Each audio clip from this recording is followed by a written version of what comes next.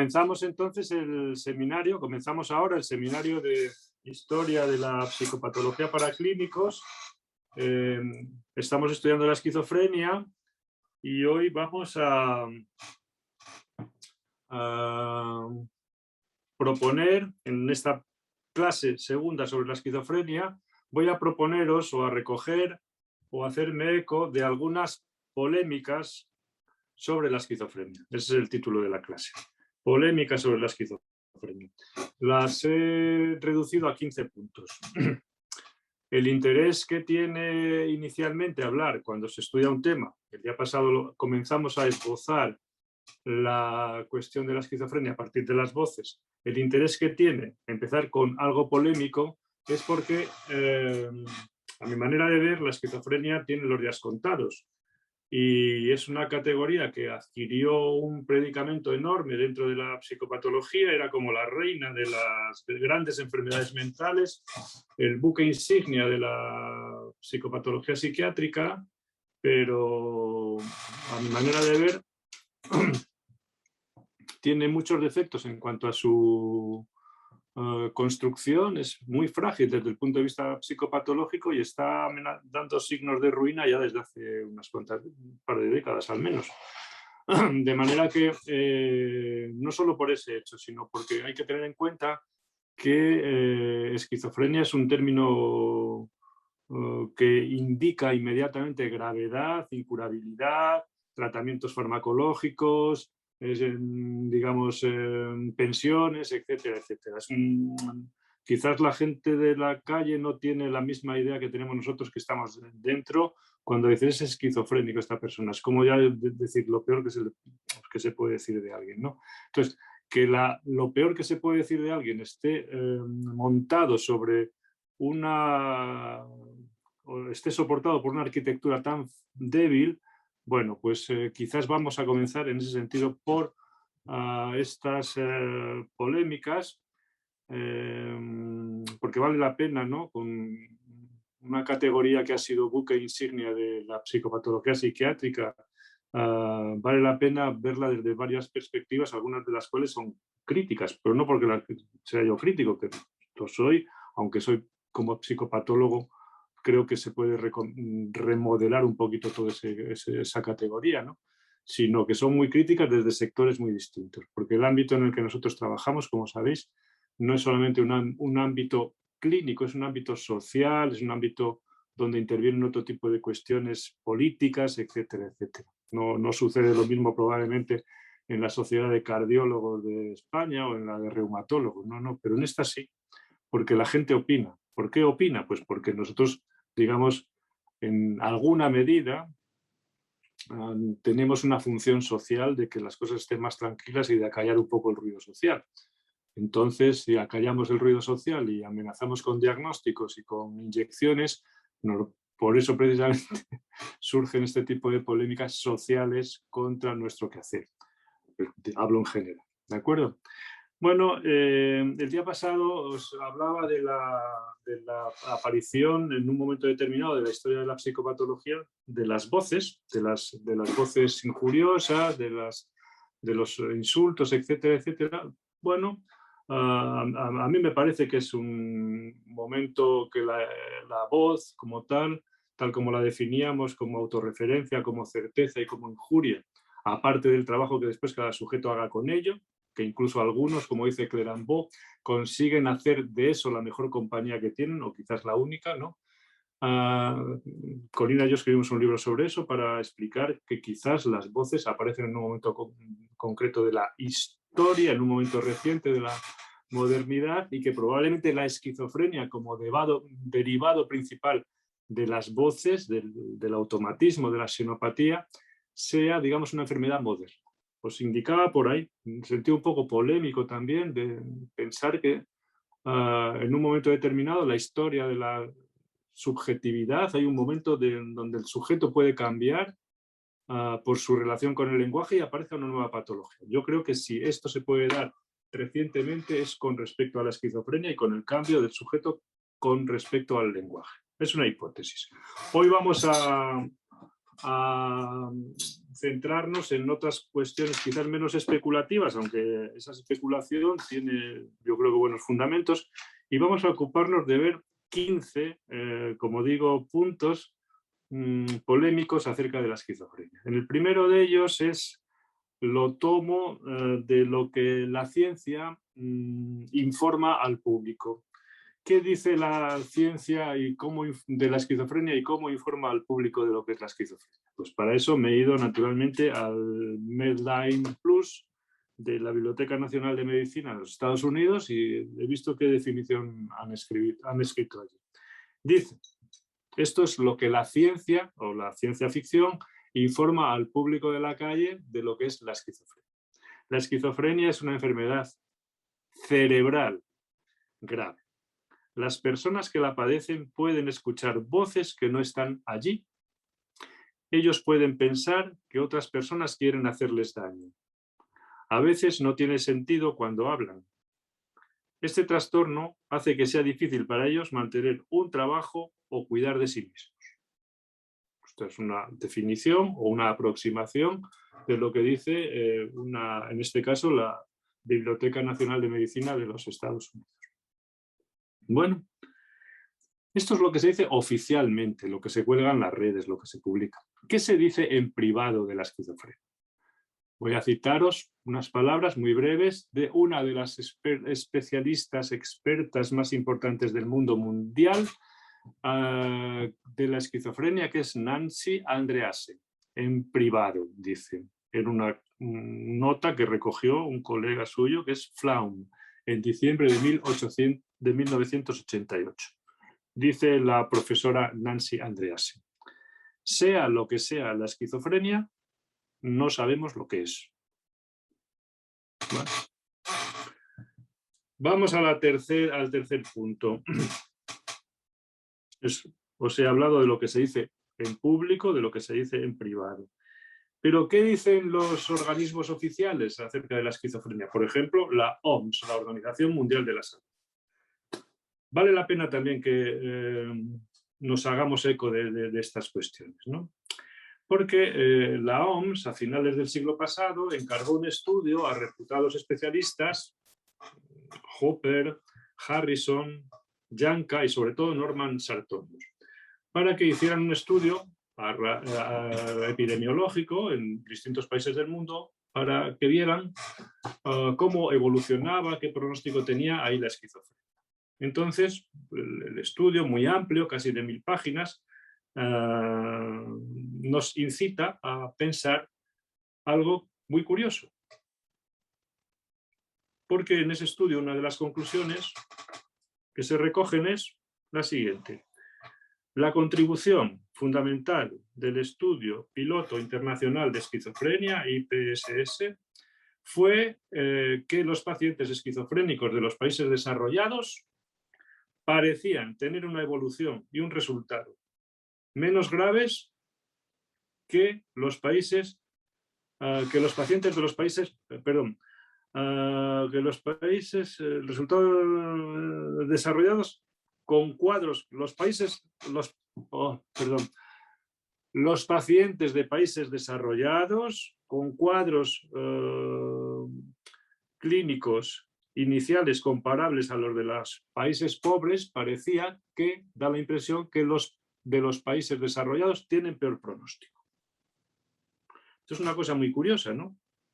Es decir, que en los países más avanzados, donde existen mejores servicios, mejores medicamentos, mejores repertorios sociales y psicoterapias, la evolución y el pronóstico de la esquizofrenia es peor. Es una cosa curiosa, sí, sí. ¿A qué se debe entonces esta cuestión? Es decir, uno se puede preguntar, cuanto más y mejores tratamientos tenemos, más enfermos hay. Es curioso, ¿no? Otra cosa, cuantos más tratamientos biomédicos, farmacológicos se emplean en el tratamiento de la esquizofrenia, peor es el pronóstico. Y en este estudio se dice, por ejemplo, que en la India, en Colombia o en Nigeria, las personas diagnosticadas de esquizofrenia, con los criterios que se usan internacionalmente, tienen una evolución y un pronóstico mejor. Esto es para pensarlo, ¿eh? Esto es para pensarlo. Vamos a la... No vamos a adelantar comentarios. Quiero que lo penséis simplemente. Cuarto aspecto, ¿no? Algo que se dice en los pasillos, en el hospital, en los centros de salud, etc. Una fórmula que yo he oído muchas veces. Se dice, la esquizofrenia es el cáncer de la psiquiatría. Bueno, ¿qué se quiere decir con esto? Porque tiene varias lecturas, todas ellas muy enjundiosas. La esquizofrenia es el cáncer de la psiquiatría, quiere decir que es una enfermedad muy grave, como otras que tratan los médicos, ¿verdad? Como el cáncer, por ejemplo. Eso por una parte. Otra lectura es que la psiquiatría misma tiene un cáncer que se llama esquizofrenia y que seguramente este cáncer llamado esquizofrenia la está poniendo en serias dificultades y que la está poniendo en tantos apuros que incluso la psiquiatría se cimbrea más de la cuenta por esta especie de monstruo que ha engendrado llamado esquizofrenia. ¿Vale? Otra lectura más. Si se compara a los esquizofrénicos con los enfermos de cáncer, por ejemplo, con pacientes oncológicos, basta que se establezca esa comparación para que tengamos mucho cuidado nosotros a la hora de hacer diagnósticos como esquizofrenia. Porque basta que alguien, y esto probablemente lo sepáis, si no por experiencia personal, por algún familiar o amigo, que cuando alguien le dice, no, mire, estamos viendo que estas manchas parecían tal, pero esto es una tumoración, es un cáncer.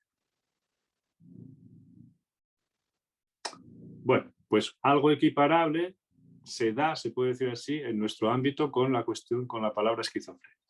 Entonces, tenemos que tener mucho cuidado con los diagnósticos porque si alguien le dice tienes un cáncer, se le dice tienes un cáncer, pues esa persona, a partir de ahí, su vida probablemente tenga un destino distinto, no solo desde el punto de vista médico, sino desde el punto de vista personal.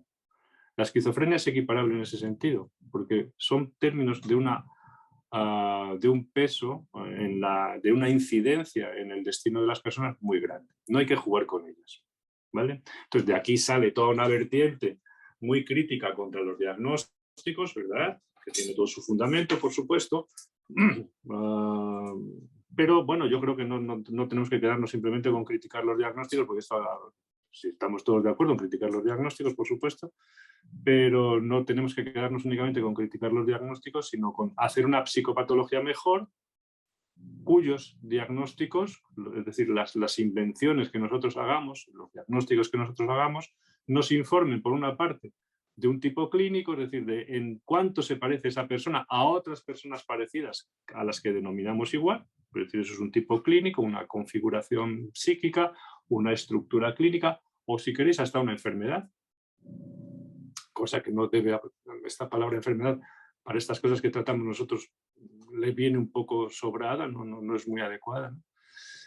Y el otro diagnóstico, el doble diagnóstico del que siempre os hablo, es que tenemos que conseguir hacer un diagnóstico general, esta persona es obsesiva, es lo que sea, y un diagnóstico privado, se puede decir así, un diagnóstico que solo valga para esa persona. Y ese diagnóstico es el que nos da, se puede decir así, el núcleo de lo singular, de eso en lo que tal persona se diferencia del resto. Dos diagnósticos, por tanto, uno general y uno particular. Y diréis vosotros, ¿de qué me está hablando a mí este hombre?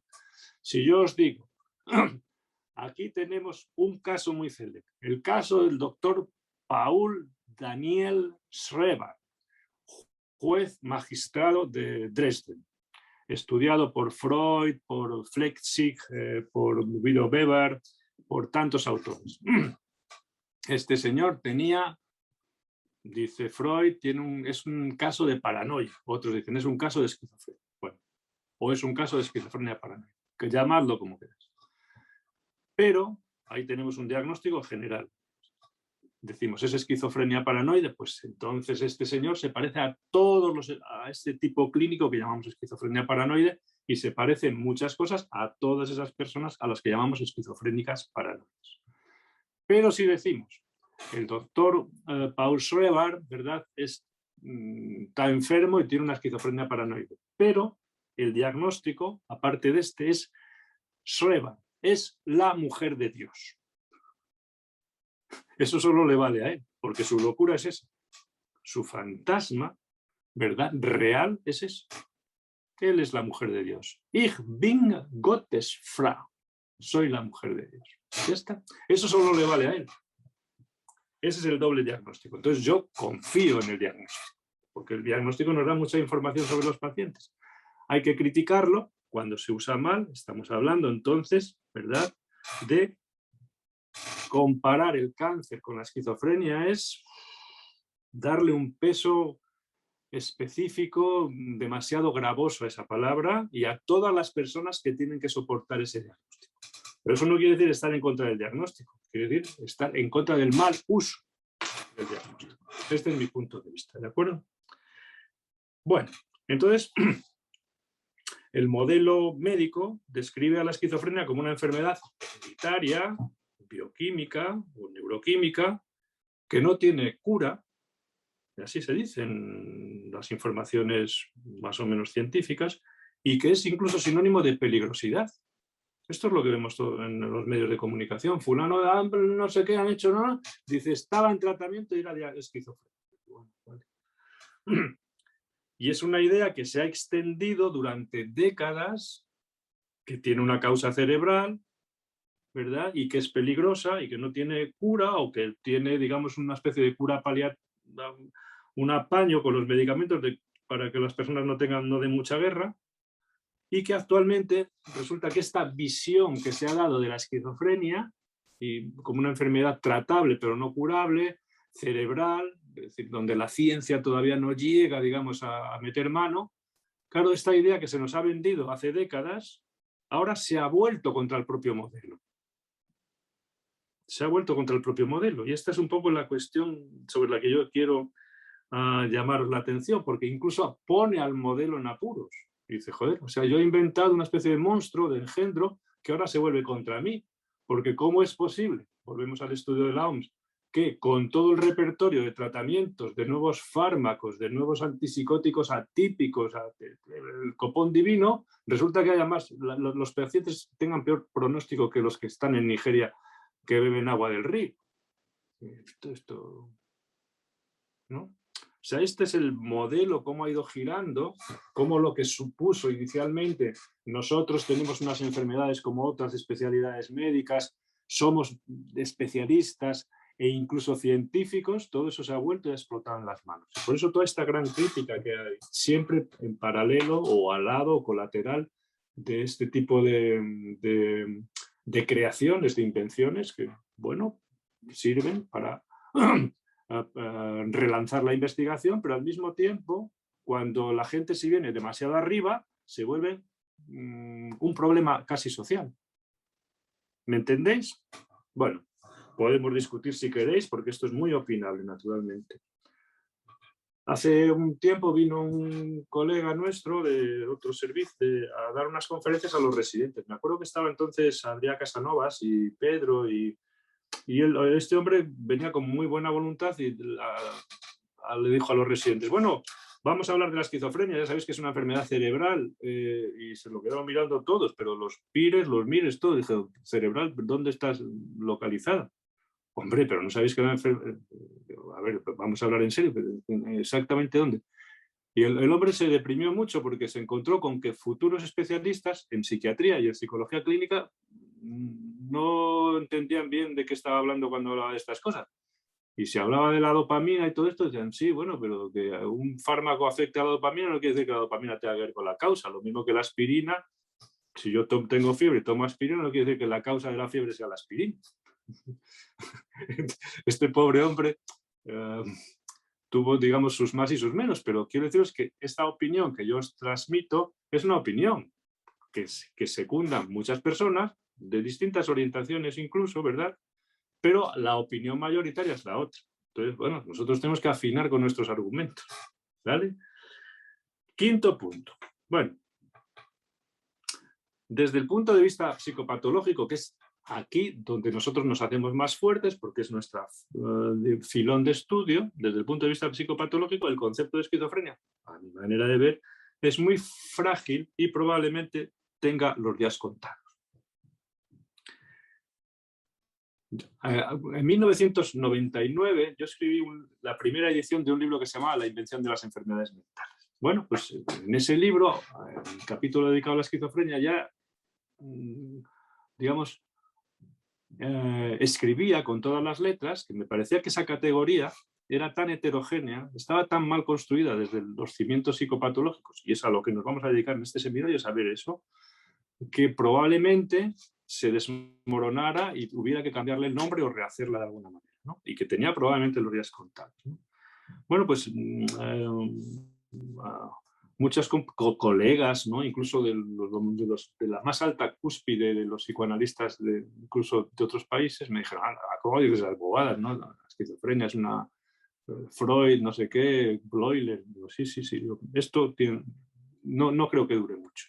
Entonces, en esa época, decir que la esquizofrenia probablemente estaba muy mal construida y tal, sonaba novedoso, pero fijaros cómo ha evolucionado todo esto. Se ve que había personas que pensábamos eso y cómo ha evolucionado esa especie de augurio negativo sobre la esquizofrenia. Voy a decir eso, cómo ha evolucionado todo esto. Yo me basaba sobre todo en el componente de heterogeneidad de la esquizofrenia. ¿Qué quiero decir con esto de la heterogeneidad de la esquizofrenia? Quiero decir que la esquizofrenia, cuando nace, cuando Kraepelin la crea, la inventa y le da el nombre de demencia precoz, esto lo estudiaremos más despacio, digo, él reúne en esa categoría enfermos muy distintos. Coge a los hebefrénicos, a los catatónicos y a los paranoicos y los mete a todos en la misma enfermedad. Hecker, Karl Baum, toda la paranoia alemana, todos metidos en el mismo saco. ¿Qué le da unidad a esa heterogeneidad? ¿Qué le da unidad a un paranoico o un paranoide con un catatónico y con un hebefrénico? Inventar eso tiene su complicación, sin duda.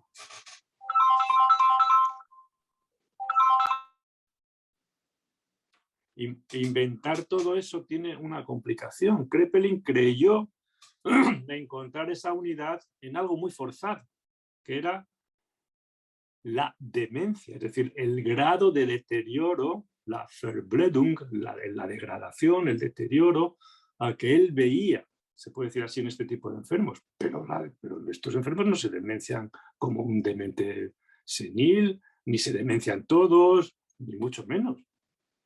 Entonces, ya este fundamento, ¿verdad?, era un poco irregular. Gente muy heterogénea, digamos, unidos por algo un poco forzado. Cuando Bloiler, al que estudiaremos con todo lujo de detalles, porque es un psicopatólogo de primera categoría, cambia, se puede decir así, el nombre de la demencia precoz y le llama esquizofrenias en plural, y reúne la descripción de Kraepelin con algunas opiniones de Freud y crea todo este grupo de las esquizofrenias. Él habla en plural porque es consciente de que hay cosas muy heterogéneas ahí. Claro, pues crea un grupo de enfermedades, ¿verdad?, muy amplio también. El título de su libro se llama La demencia precoz o grupo de las esquizofrenias en plural. Y ahí, claro, desde el punto de vista psicopatológico tiene una dificultad añadida a la heterogeneidad, que es que lo que él llama, como veremos en clases posteriores, los síntomas fundamentales, él divide el grupo sintomático en los síntomas fundamentales y los síntomas accesorios. Supongo que esto lo habréis estudiado todos de arriba abajo. Los síntomas accesorios son el delirio y la alucinación, es decir, algo que yo puedo observar y casi palpar. Y eso es accesorio. Bueno, los síntomas fundamentales son los trastornos de las asociaciones, la ambivalencia, los trastornos de la afectividad, el autismo. Pero esos son conceptos, son interpretaciones, se puede decir así, más bien son interpretaciones de manifestaciones clínicas. ¿Dónde están qué es un trastorno de la asociación? ¿Cuándo empieza a ser algo trastorno de la asociación y cuándo es poesía? Es decir, que lo que pone en primer plano del cuadro clínico es una interpretación clínica, no algo tan palpable como que este habla de Dios y Dios habla con él y es raro de narices. Es decir, que está montada la construcción de esta enfermedad, muy bien montada, porque Bleuler era un gran clínico, un gran psicopatólogo y conocía muy bien a estos pacientes.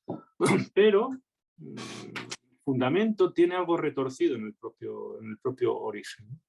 Que es fundamentarlo, se puede decir así, en algo que no es de primera mano, que no es un fenómeno, algo que se nos aparece, sino que es una interpretación. Bueno, vamos a ver esto a dónde nos lleva, ¿no? Entonces, es verdad que el cuadro que él describe a gente también muy heterogénea, porque Bleuler tiene la virtud, que tenemos que agradecerle todos, naturalmente, de que introduce a Freud en la interpretación de la esquizofrenia. Él lo dice en las primeras páginas, que todo esto se debe a Kraepelin, la descripción clínica se debe a Kraepelin, al profesor Kraepelin, y la interpretación de los síntomas se debe al profesor Freud. Una especie de apaño ahí fundamental, yo creo que... Pero no consigue reducir esa heterogeneidad, ¿verdad? Y a la ampliación de este grupo de enfermedades, que se vuelve más amplio aún. Y se vuelve más amplio con dos categorías, o especialmente con un subtipo clínico muy problemático, que es la esquizofrenia latente. La esquizofrenia paranoide, vaya, nos hacemos una idea. La catatónica también, la hebefrénica también. La esquizofrenia simple ya es más complicado, porque la esquizofrenia simple se caracteriza únicamente por la presencia de los síntomas fundamentales. Claro, y los síntomas fundamentales son casi intangibles, pero la esquizofrenia latente... El problema de la esquizofrenia latente, como el problema de la psicosis ordinaria, es que Bleuler considera que la forma más común de la esquizofrenia es la esquizofrenia latente. Entonces, si yo cojo este elemento del gran doctor Eugen Bleuler y lo generalizo y lo quiero mal usar, puedo meter en el manicomio al que me dé la gana, porque con diagnosticarle de esquizofrenia latente lo puedo hacer. Diréis vosotros, pero la gente aquí es muy seria. Bueno, aquí a lo mejor somos muy serios, pero preguntadle en la Unión Soviética en los años 30 y 40 lo que pasó. ¿Cuánta gente fue a las cárceles, a los manicomios por un diagnóstico de esquizofrenia latente cuando simplemente eran disidentes de un régimen dictatorial? Bueno, pues esas cosas tienen los diagnósticos, para que veáis vosotros que después, cuando se hace un congreso de psiqui no sé qué, y hay ruido y hay gente protestando en las aceras, la gente dice, ¿pero por qué protestan esos ahí? Bueno, porque nuestras teorías y nuestras prácticas tienen una repercusión social. ¿De acuerdo? Bueno, la heterogeneidad de la esquizofrenia, que estamos todavía en el punto 5, es este fundamento más endeble, más frágil de la esquizofrenia, se pone de relieve también en algo evidente, ¿no? Que es que hay una serie de categorías que surgieron más o menos todas a la par, ¿no? Y todas ellas trataban de dar nombre a esta cosa de la que el día pasado os hablé, que es este sujeto que es hablado, este sujeto que está roto interiormente, que no se gobierna a sí mismo, que está fracturado, que está fragmentado, que es incluso heterogéneo en sí mismo, ¿no? Y a finales del siglo XIX y primeras décadas del XX aparecieron una serie de descripciones. La mejor de ellas, o una de las mejores, fue esquizofrenia, que fue la que triunfó. Pero aparecieron otras que trataban de darle nombre también a eso. Y la heterogeneidad es que hubo muchas categorías que desaparecieron comidas todas por la esquizofrenia, pero hubo descripciones distintas.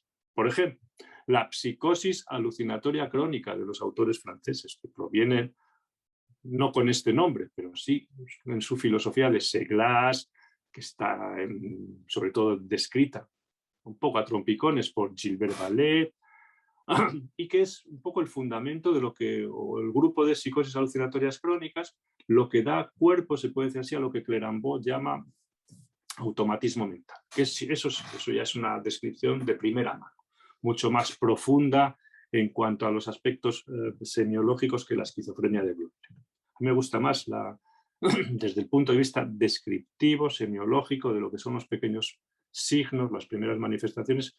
El automatismo de Clérambault es muy superior descriptivamente a la esquizofrenia de Bleuler, pero la esquizofrenia de Bleuler lo supera porque le da un empaque teórico muy grande, cosa que Clérambault no consiguió. No sé si se lo proponía o no, pero no lo consiguió. Tenemos entonces la psicosis alucinatoria crónica, el automatismo mental de Clérambault, la locura discordante de Philippe Chaslin, que es una gran descripción también de cómo el lenguaje rompe la cabeza de la gente. También de 1909, 1910, 1911. La esquizofrenia de Bleuler, cuyo texto se publica en 1911. La esquizofrenia de Minkowski, que es como la de Bleuler, pero tampoco es la misma. La esquizofrenia de Henri, que tiene un poco de elementos de todas las cosas. La demencia precoz de Kraepelin, que es el precursor de todas estas descripciones. Es decir, que es un grupo muy heterogéneo, que ha dado pie incluso a descripciones, a categorías clínicas, a supuestas enfermedades muy distintas, ¿no? Bueno, entonces recordad este argumento que recuperaremos de que la esquizofrenia aporta, pero tiene una frágil base por su precisamente heterogeneidad. ¿De acuerdo? Punto 6. Hasta ahora os he explicado en el punto 5 qué decimos los psicopatólogos, algunos, ¿no? Ahora quiero deciros, haceros un comentario en el punto 6 sobre lo que es nuestra ciencia ficción, ¿no? Porque con respecto a la esquizofrenia, la ciencia se ha usado y se usa al gusto de cada quien. Ahí se ve una faceta muy importante en nuestro pequeño mundo, en nuestra pequeña ciencia, si es que se puede llamar así, que es la vertiente ideológica. Y en ese sentido, si se usa a conveniencia, ¿qué ciencia es esa? Si es una ciencia intervenida por la ideología. Bueno, pues esa es la cuestión, ¿no? Por eso, el padre de una colega nuestra, que era psiquiatra en un manicomio cercano aquí, de Isabel Reyes, tenía un paciente que le decía: cállese la boca usted, joder, a mí no me cuente bobadas, que usted ni doctor ni nada, usted se dedica a la ciencia ficción. ¿Y qué razón tenía ese hombre? Nosotros nos dedicamos a la ciencia ficción. Que ya es bastante serio hacerla bien, ¿eh? Preguntadle a los escritores. Entonces, todas estas palabras tan sonoras como ciencia y todo esto, bueno, vamos a dejársela a los biólogos, a los químicos y tal, y nosotros seamos rigurosos y cojamos los modelos e incorporemos de todas esas ciencias básicas, ¿no? De la química, etcétera, lo que nos pueda servir para nuestro trabajo, pero a ver, no vayamos contándole a la gente estos rollos desde púlpitos científicos como lo que os leí antes de la Biblioteca Médica de Estados Unidos, que es una enfermedad cerebral peligrosa. A ver, esto hay que andar con mucho cuidado, ¿eh? Bueno, nuestra ciencia ficción. Punto 7. Vamos a ver. Nuestra ciencia ficción. Durante los años 70, 80, 90, creció, se puede decir así. La esquizofrenia era una especie como de enfermedad diabólica, grave. Se empezó a hablar ya de su componente bioquímico, genético, etcétera, todo este tipo de cosas. Los últimos años del siglo pasado. Incluso yo asistí a un congreso que se llamó la psiquiatría en la década del cerebro, el Congreso Mundial. Así que tuve la suerte de en ese congreso conocer a alguien que era fuera de serie, que era el doctor John Forbes, el loco más loco del siglo XX, premio Nobel de Economía. Pues merecía la pena ir a ese sitio solamente por escuchar a este señor. Entonces, era la época del cerebro, la década del cerebro. Todo era... Entonces, se le dio una fuerza interpretativa, digo interpretativa, a toda esta cuestión de la esquizofrenia, pues muy grande, de manera que todo el mundo pensaba que la esquizofrenia era una enfermedad del cerebro y punto. Bueno, como las cosas no empezaban a cuadrar, naturalmente, empezaron los propios investigadores y expertos del modelo biomédico empezaron también a publicar, oye, que las cosas no cuadraban tanto.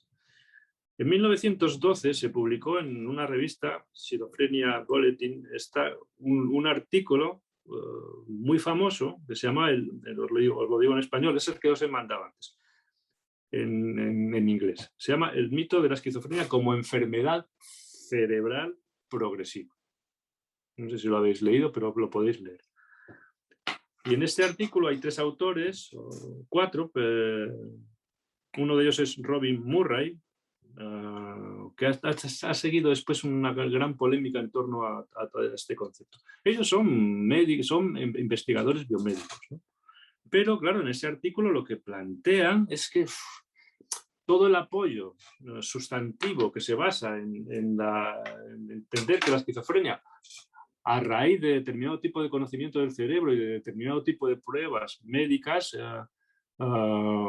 que le han dado apoyo a pensar que esto es una enfermedad neurológica prácticamente, pues que en realidad que eso no tiene un apoyo tan evidente como se plantea.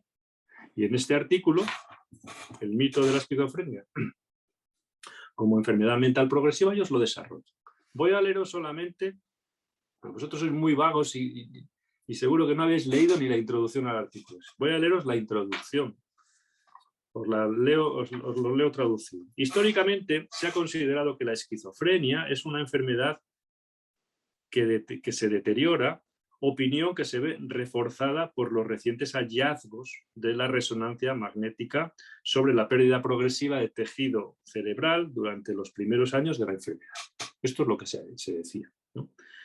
Por otro lado, la noción de que la recuperación de la esquizofrenia es posible es cada vez más aceptada por los grupos consumidores y familiares. Ay, amigo, la investigación aquí biomédica empieza a chocar con los familiares y con los grupos sociales y los de consumo.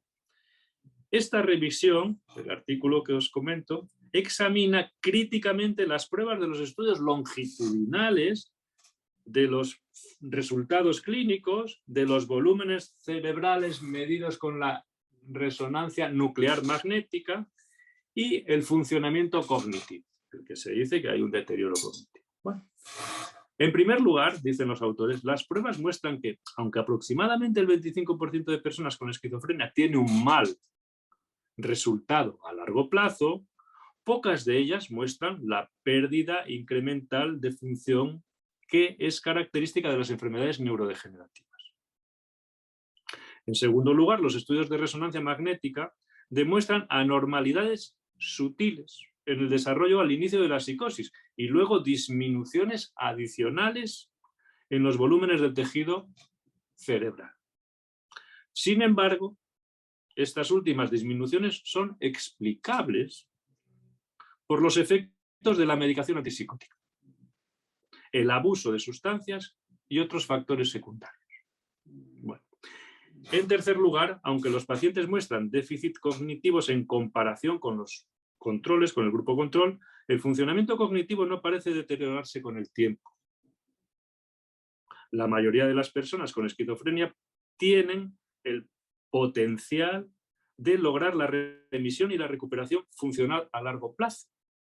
El hecho de que algunos experimenten un deterioro del funcionamiento a lo largo del tiempo puede reflejar un mal acceso o adherencia al tratamiento, los efectos de las condiciones concurrentes y el empobrecimiento social y financiero. Los profesionales de la salud mental deben unirse a los pacientes y a sus familias, recomiendan los autores, para comprender que la esquizofrenia no es una enfermedad maligna que se deteriora inevitablemente, irreversiblemente, irremisiblemente con el tiempo, sino una enfermedad de la que la mayoría de las personas pueden lograr un grado sustancial de recuperación. Algo, digamos, como dice Shakespeare en Macbeth, algo huele a podrido en Dinamarca. Algo huele mal en Dinamarca. Bueno, quiero deciros con todo esto que se ha ido construyendo, se puede decir así, y construyendo es inventando. A mí me criticaban mucho que escribí un libro que se llama La invención de las enfermedades mentales, y ahora se entiende por qué le puse ese título. Se ha ido construyendo, inventando, etcétera, etcétera, pero ahí, se puede decir así, el edificio se mueve más de la cuenta. Empieza a cimbrear y amenaza ruina y ya se ven grietas, etcétera, etcétera. Bueno, en la época de Eugen Bleuler, es decir, un siglo antes de que fuera publicado este artículo, que es, como os decía, de 1912, un siglo y un año antes, Bleuler ya decía que, bueno, los esquizofrénicos, unos se enfermaban más y otros se curaban. Y siempre se recordó la regla de los 3/3. Unos iban a peor, otros se quedaban igual y otros se curaban. En la época de Eugen Bleuler no había neurolépticos, que son medicamentos que se han empezado a usar en los años 50, 60, sino que simplemente estaban en el hospital, hablaban con los médicos les permitían salir de alta o no, los castigaban porque se portaban mal o los tenían entretenidos en la laborterapia. O simplemente, digamos, estaban con otros enfermos como ellos y iban, digamos, haciendo su trabajo curativo o autocurativo. ¿De acuerdo? Bueno, estos datos hay que tenerlos. Nosotros no estamos aquí enseñando para que hagáis vuestro trabajo igual que lo estabais haciendo, sino para que tengáis unas ciertas luces de que la historia puede ayudarnos al trabajo diario. Vamos al punto 8.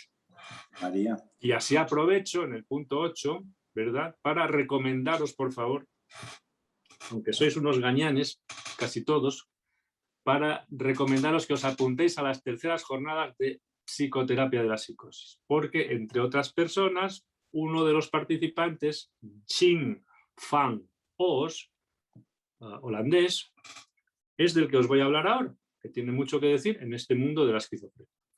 Otra persona muy importante que participa en las jornadas es Joanna Moncrief, que es una especialista en psicofarmacología, una psicofarmacología muy empírica. Lo que funciona, funciona, y dejémonos de bobadas de la dopamina y tal. Esto funciona, esto no funciona, y vamos a tratar de sacar a la gente adelante con psicoterapia, con lo que sea, pero dejémonos de bobadas.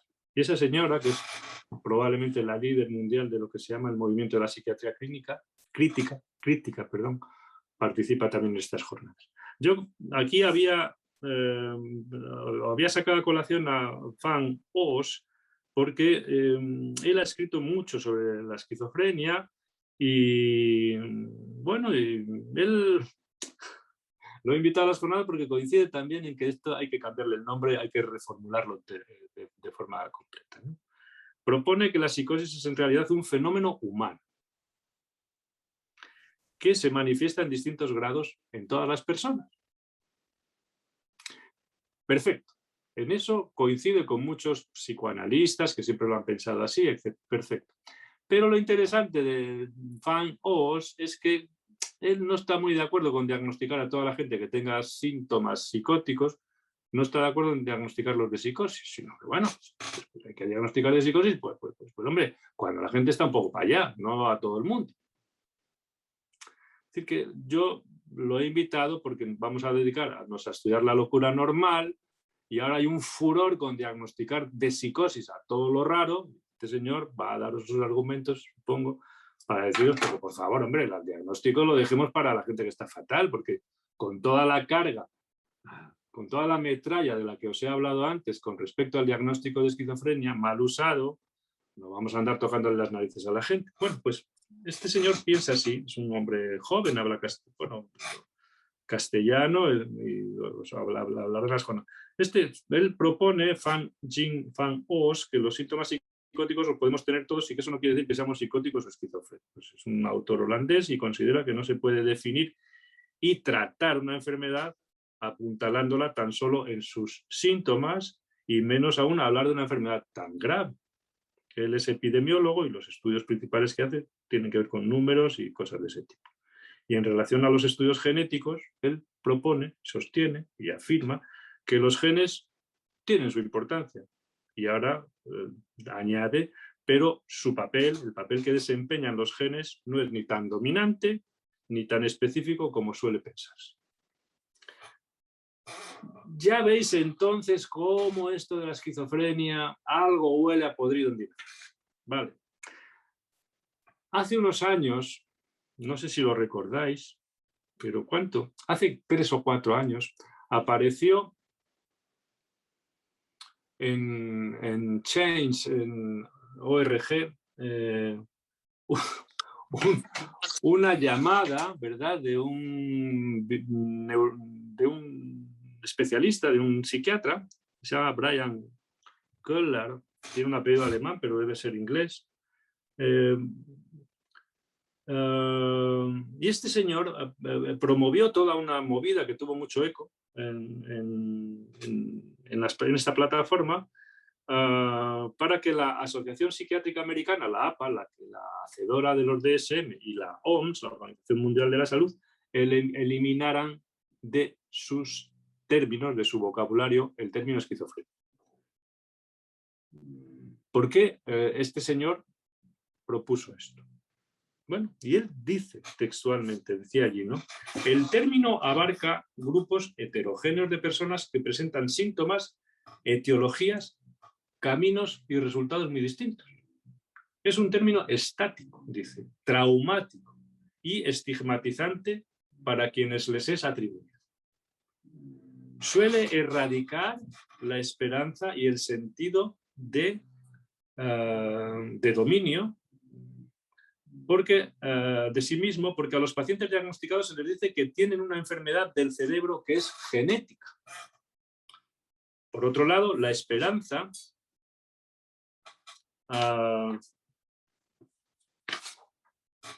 el apoyo social, el apoyo de los pares, de los colegas, y en ese sentido del dominio de sí mismo y de la autosuficiencia son necesarios para facilitar la recuperación. Los pares, el apoyo social, cierto autogobierno, etcétera, etcétera, son necesarios para su recuperación. Con todo esto, ¿verdad? Con toda esta problemática alrededor de lo que es el núcleo mismo de la esquizofrenia, hay 4 países en el mundo, ¿verdad? Os lo adelantaba el día pasado, que desde principios de este siglo han eliminado el diagnóstico de esquizofrenia. Japón, Corea del Sur, Hong Kong y Taiwán. El concepto de esquizofrenia ha sido oficialmente sustituido por otros. En Japón, por ejemplo, el cambio tuvo lugar en el año 2002, a principios del siglo, después de un largo movimiento emprendido por una asociación de familiares de personas diagnosticadas con esquizofrenia que creían que el término era ambiguo, daba muy mala imagen, era una carga para toda la vida, un lastre, un estigma que estaba asociado al trato inhumano que históricamente habían recibido los pacientes con diagnósticos de sintomatología psicótica. Y allí propusieron un término, bueno, puede gustar más, puede gustar menos, que era el de desorden de integración, basado en el modelo este de la diátesis estrés, ¿no? ¿Cómo se puede decir esto? De la predisposición orgánica a padecer algo y el estrés, ¿no? Bueno, hay una serie de vulnerabilidades biológicas que pueden dar lugar, explicaban, según este tipo de inspiración psicopatológica, que puede dar lugar a esta especie de desorden de integración. Bueno, quizás el modelo este japonés no es un cambio radical, pero es un primer signo de que el concepto de esquizofrenia está, digamos, tocando un poco fondo y hay que rehacerlo por todos estos aspectos de los que os he hablado, el último de los cuales está promovido por este Brian Köhler, me parece que se llama Brian Köhler. Bueno, punto 11.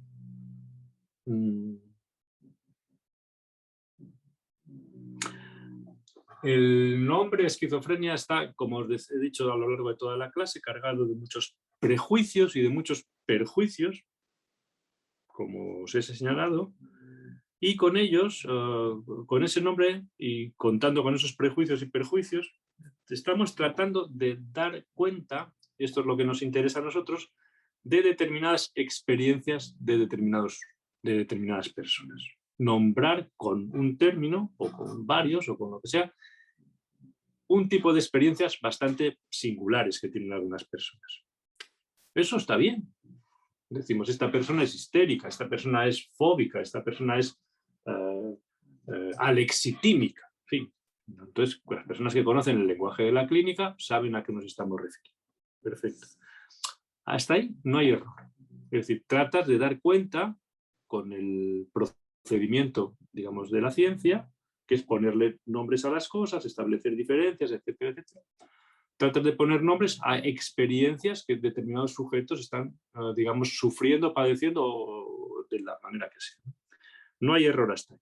Pero el error, a mi manera de ver, viene cuando se pretende transformar esas experiencias en enfermedades. Y más aún en enfermedades médicas incurables. Es decir, en elaborar con escaso fundamento y con casi ningún acierto ese paso de experiencias y su transformación en un tipo clínico o en una forma de funcionamiento. Es decir, son como pasos distintos. Pues yo puedo decir, yo describo determinado tipo de funcionamiento o de tipos clínicos, pero no pretendo que eso se convierta en enfermedades. Porque cuando das ese paso, entras ya en otro plano. No, si estás en el plano propiamente biológico o médico, no. Pero si estás en un plano psicosocial, biopsicosocial, entras ya en otro plano. Hablas de enfermedad y de pronto te vienen las asociaciones de familiares, los grupos de protesta de no sé qué, con toda la razón. Es decir, que tenemos que tener mucho cuidado con esto de las enfermedades, porque de lo que nosotros hablamos tiene una trascendencia sobre personas concretas y sobre grupos. Y esto a la gente no le gusta, pero va en el mismo lote. Bueno, entonces la esquizofrenia, a mi manera de ver, como introducción que os estoy haciendo, es esencialmente heterogénea.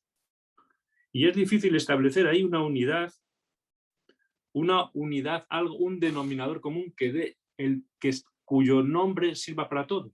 Es decir, que el nombre de esquizofrenia sirva para todos los sujetos que se reúnen ahí en ese grupo tan heterogéneo. Nombra a sujetos demasiado diferentes, y eso es un error psicopatológico, y hacer de eso una enfermedad es un error ideológico. Y eso se ha ido complicando cada vez más con los tratamientos biológicos, con el estigma, con el desahucio subjetivo, etcétera, etcétera.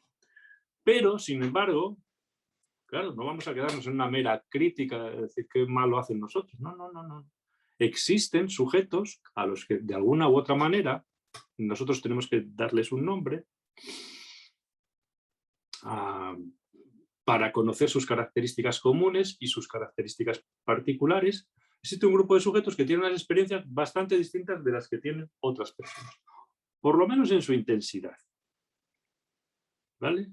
Porque, como veíamos el otro día cuando estudiamos las alucinaciones, pues bueno, hay gente que las alucinaciones se las toma de una manera, unos creen mucho, otros no creen. Bueno, los que creen mucho son los nuestros. Los que creen menos, bueno, a lo mejor son orgánicos, ¿no? Bueno, pero por lo menos en la intensidad. Hay una serie de experiencias. Entonces, ¿qué hacemos con ese tipo de personas? Voy a leeros un fragmento de un caso muy célebre para que veáis que, pese a las dificultades que tenemos,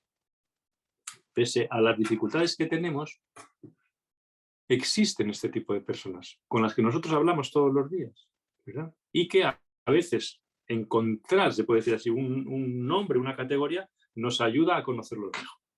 Voy a leeros un fragmento de un caso de Klaus Conrad, que era un psiquiatra, no voy a deciros su filiación política, porque si no, no lo leeríais, pero era un gran fenomenólogo. Yo os recomiendo que leáis el libro de Conrad, que se llama La esquizofrenia incipiente. Es una buena traducción del alemán, la esquizofrenia primeriza, ¿no? Y el caso es uno de los más célebres que publicó allí, es el caso Reiner. Voy a leeros un fragmento. Es un militar, Conrad era un psiquiatra militar, entonces atendía a este tipo de personas cuando estaba en el ejercicio, se puede decir así, en el medio militar, ¿no? Bueno, dice, por la calle, esto escribe Conrad, que por cierto escribe muy bien, Por la calle veía figuras negras y con extraña frecuencia les adelantaban o se cruzaban con ellos coches del ejército y motoristas. En una plaza vacía estaba la infantería. Justo al pasar ellos, los soldados hicieron cierta maniobra con el fusil. Esto quería decir que debía tener cuidado. Es lo que va pensando Rainer. Con frecuencia veía letreros con nombres de lugares que se referían a su vida anterior y que evocaban recuerdos en él. Estaba convencido, y todavía lo está hoy, de que todo eso había sido preparado. El motor empezó a fallar. También era esto algo tramado. El coche se detuvo, seguramente para evitar que llegase a tiempo al avión. El coche se detuvo justamente delante de un letrero del ferrocarril en el que había una N. Esto significa nine, no, como señal de que sus esperanzas se habían desvanecido. Pero después siguieron adelante. Otro fragmento más adelante voy a leeros. Después fue interrogado por un médico. Este tenía el mismo aspecto que su tío, que es pagador. Rainer de profesión era cobrador de impuestos o algo así. Este parecido lo paralizó. Su voz era la voz bonachona de su tío. Empezó a perder la coherencia. Le parecía que todo se veía sobrenatural. También había allí compañeros de su tropa, todo siempre preparado con anterioridad.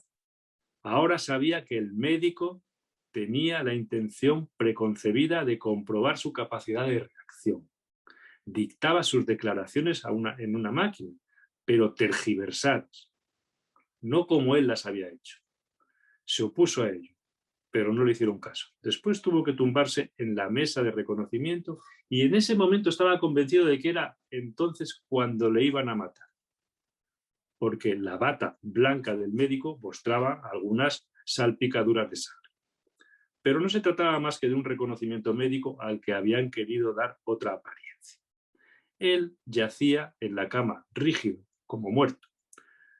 Cuando le sacaron sangre, pensó nuevamente que llegaba al final. Luego le llevaron otra vez a la cama y por un momento le sobrevino el pensamiento de que el griterío que oía afuera significaba que por hipnosis le iban a transformar en un animal. Y por último, 3 líneas más. Entonces notó por transmisión de pensamientos que se encontraba bajo hipnosis. Querían sacárselo todo. Todos podían conocer sus pensamientos. Cuando él pensaba algo, los demás le daban a entender que conocían su pensamiento. Bueno, termino con esto. Un fragmento del caso clínico Rainer, para que veáis que algo de lo que os hablé el día pasado con respecto a las voces, a la lectura del pensamiento, a las conversaciones de alma a alma de las que hablaba Baillardier, que todo esto empieza a estar muy presente en muchos sujetos. Y naturalmente este tipo de experiencias se les puede dar un nombre, ¿verdad?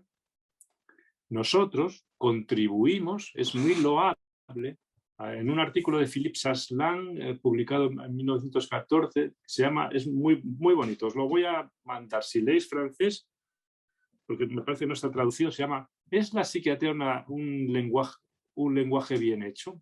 Dice, toda ciencia tiene que tener un lenguaje acorde, se puede decir así, con lo que describe. Dice, nosotros estamos obligados, en patología mental, a establecer, a proponer un lenguaje claro y sencillo para describir lo que vemos.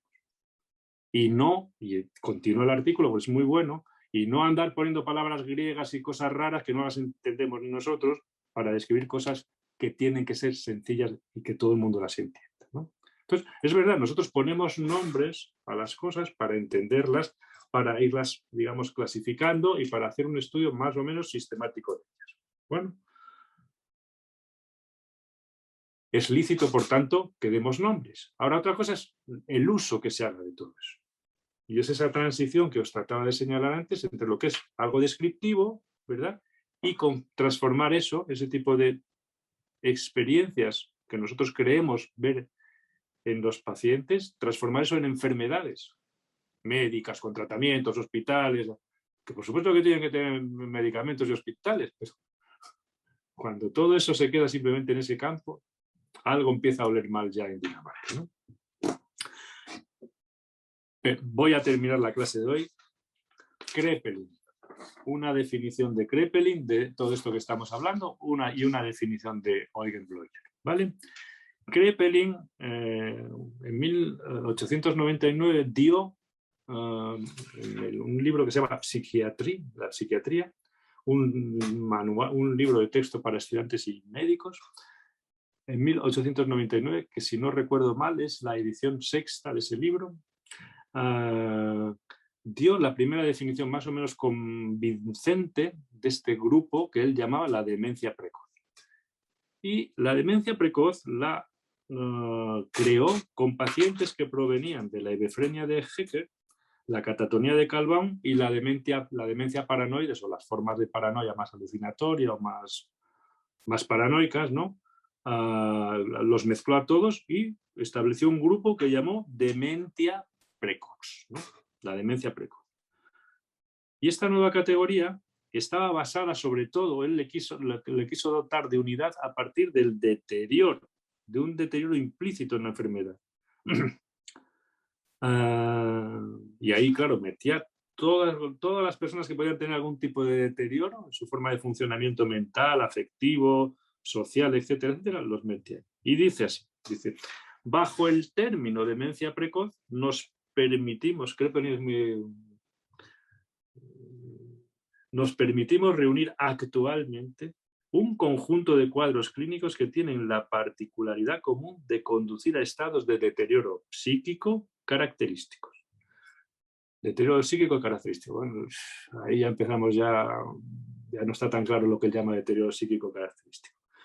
Puede parecer que tal resultado no sea sistemático, pero su frecuencia es tan grande que estamos obligados, por el momento, a mantenernos en esta definición. Muy Kraepelin. Si leéis la definición que da en 1913, me parece que es la edición ya la octava, dice más o menos lo mismo. La experiencia nos autoriza a nombrar esto de determinada manera.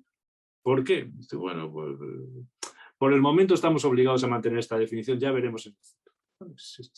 Está muy bien, ¿no? Bueno, entonces lo que yo quería comentaros es que Kraepelin, claro, cuando uno lee esto, tú vas leyendo cómo es el desarrollo de las ideas en psicopatología de la historia de la clínica, y dice, ¿y a este hombre por qué se le ocurrió meter en el mismo cajón a los catatónicos, a los hebefrénicos de Haeckel, ¿no? Están todos estos chicos jóvenes que se ponen a reír y a decir bobadas a los 15 años y acaban medio deteriorados, muy degradados mentalmente. Y a los paranoicos, a los que ahora dicen cosas raras y se las creen y todo este tipo de cosas. Claro, demasiada reunión, ¿no? Porque es que él tenía la idea, esto os lo adelanto ya, lo estudiaremos más despacio, Kraepelin tiene la idea naturalmente de que eso tiene que ser una enfermedad. Entonces, si tiene que ser una enfermedad, tiene que tener algún tipo de adherencia de enfermedad, de característica de enfermedad. ¿Y cuál es la característica de las enfermedades? Bueno, pues que la gente sufre mucho, tiene dolores, o en el ámbito mental, que se deterioran. Porque claro, si tienen enfermedades y están tan pichis y se lo pasan fenomenal y además no se deterioran, entonces ahí hay ya un forzamiento. Porque es que es verdad que de este grupo los hebefrénicos sí suelen presentar algún tipo de deterioro cognitivo llamativo. Y hay que ver si con el tiempo todo lo que se ha llamado hebefrenia eran enfermedades mentales o también había cosas más neurológicas. Probablemente.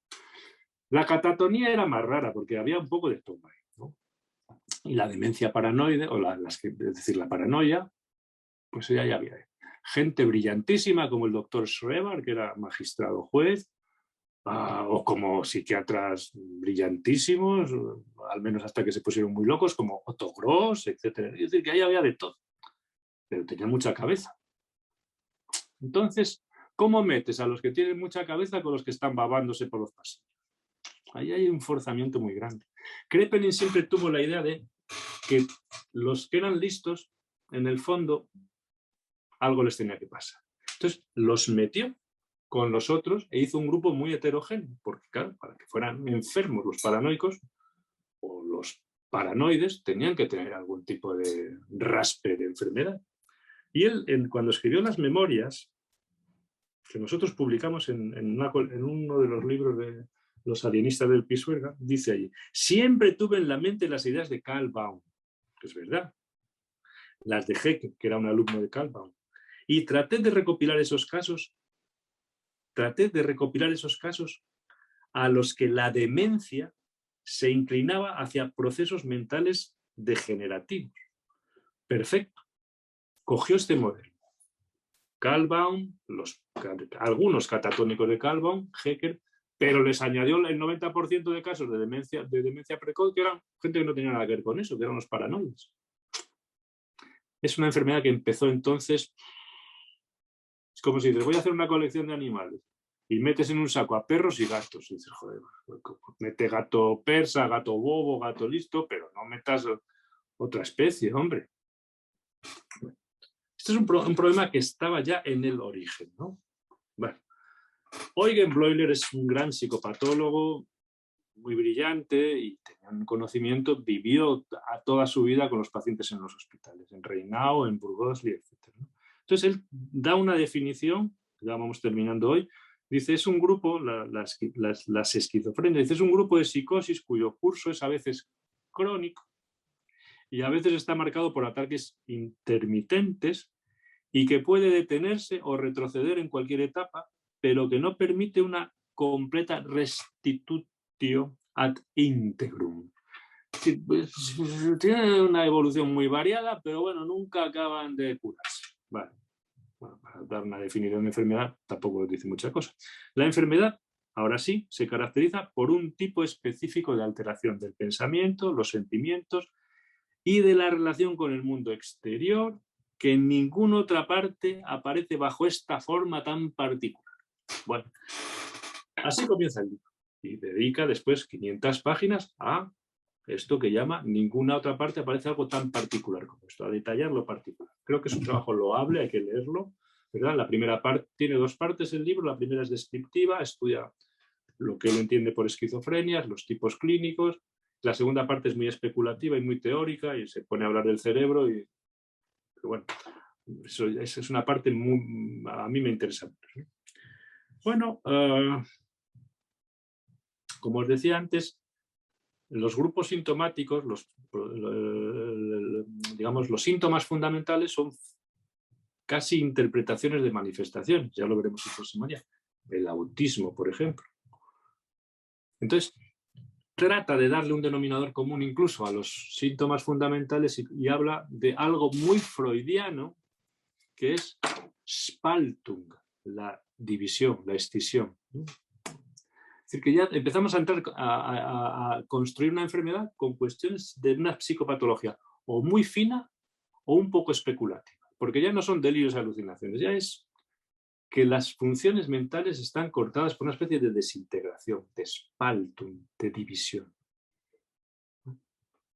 Es verdad que esto tiene muchos riesgos porque uno puede avanzar por ahí y al final construir en el aire, pero es una mirada más profunda.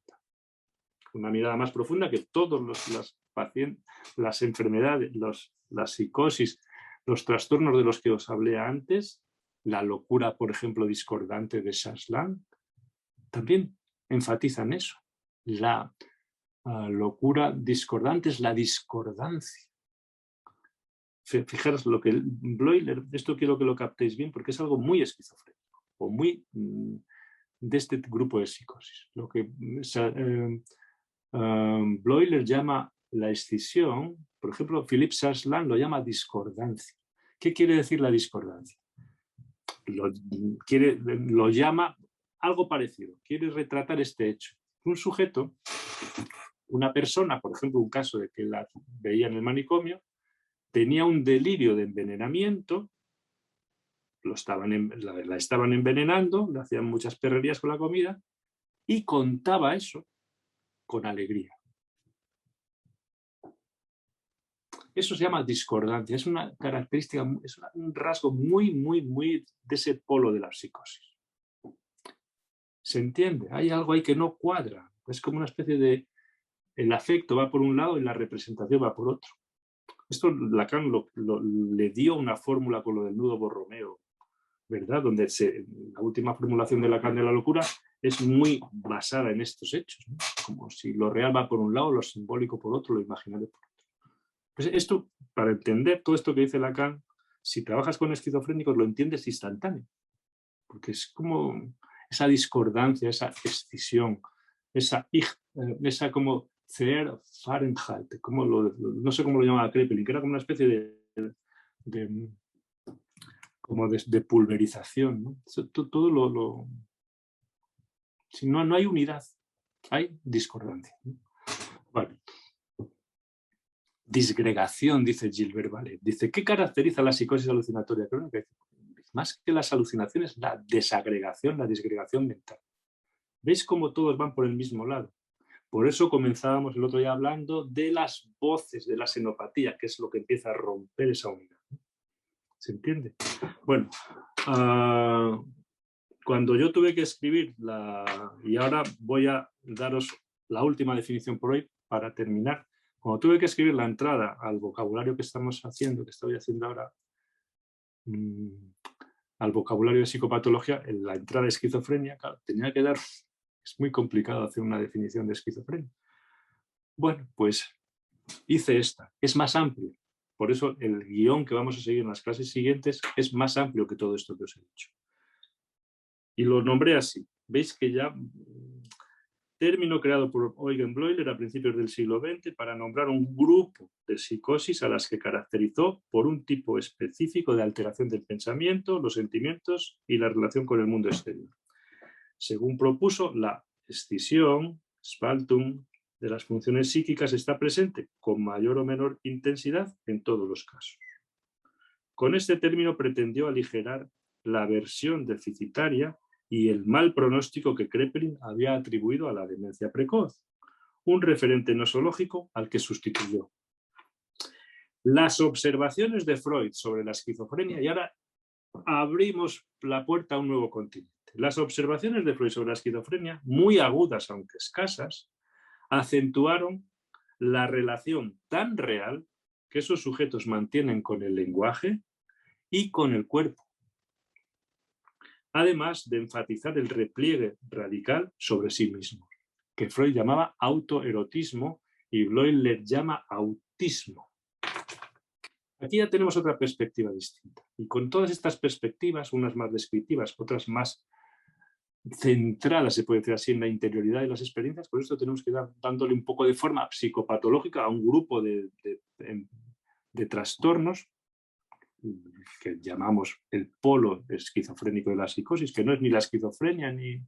Es un poco todo esto lo que os he hablado, para ver que eso, bueno, pues tiene ciertas diferencias con la paranoia, o que la paranoia se compensa con la esquizofrenia, o que hay sujetos que pasan de uno a otro, con la melancolía, etc. Es decir, que tenemos por delante un trabajo casi de orfebres y de creadores, porque estamos trabajando con muchas piezas.